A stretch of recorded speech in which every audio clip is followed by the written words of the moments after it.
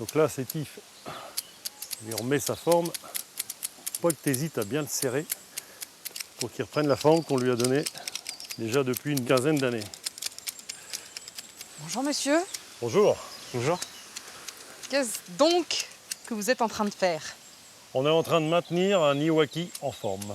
Un niwaki. Voilà. C'est quoi un niwaki? C'est ce qu'on appelle dans les jardins japonais l'arbre du jardin, maîtrisé par le jardinier, de par ses formes et sa dimension. Son volume. Quel que soit Peu importe son espèce. l'essence. D'accord, Voilà. ok. Et les tailles à la japonaise se font toujours dans les courbes? Alors oui, On ne voit pas éviter. souvent des lignes Ah, droites, carrées. Ouais, On ça, évite c'est banni. tout ce qui est symétrique, tout ce qui est géométrique, et on reste dans l'aléatoire, dans la forme souple. La beauté réside dans le vide, la notion de force, de puissance, et puis après la netteté des formes. Bien sûr. Sauf que vous ne coupez pas grand-chose, parce que là, vous avez coupé Oui, et parce pas que là, là. Ouais, parce il que y là, a ça qui a poussé, quoi. il est déjà passé et il n'a pas été assez loin. Donc je reprends un peu. Ah, oups. Ah, ça arrive. Oups. Voilà. Le chef est passé. Ah oui, mais c'est ça l'apprentissage. Il n'y a pas de problème.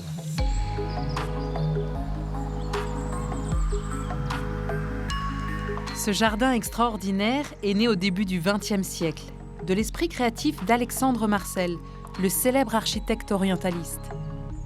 29 hectares de balade où l'on évolue entre lumière naturelle et courbes sculptées, un royaume empreint d'une très grande poésie.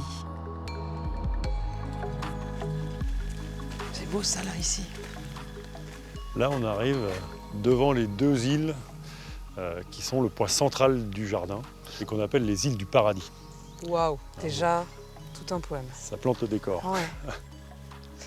J'ai l'impression que les Japonais ont une façon très différente de la nôtre de se balader dans un parc. Il y a quelque chose de beaucoup plus spirituel Absolument. que nous. La présence du symbolisme est très forte sur la conception du jardin, qui porte des symboles qui vont pouvoir représenter le parcours d'une vie complète, de la naissance jusqu'à la mort, et surtout faire apparaître les différentes phases de transformation qu'on subit tout au long d'une vie.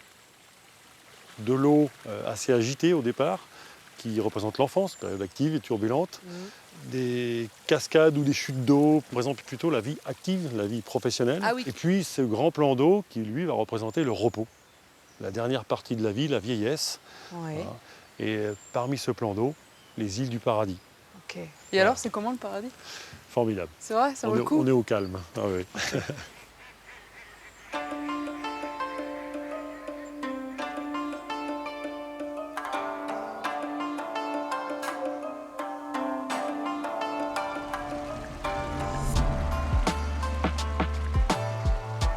Alors, qu'est-ce qu'il a, ce petit pain?